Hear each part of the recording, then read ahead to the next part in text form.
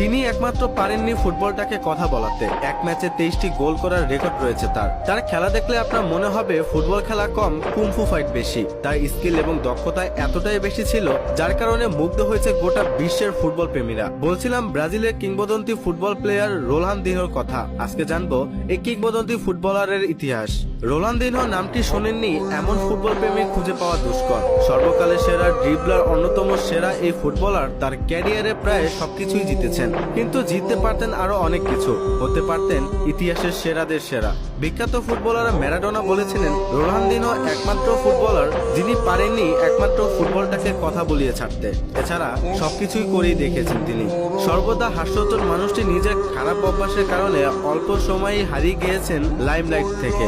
সর্বশেষ 2020 সালে যেতে হয়েছে প্যারাগুয়েন জেলেও। আজ বলছি রোনালদিনহো গাউচেকে নিয়ে।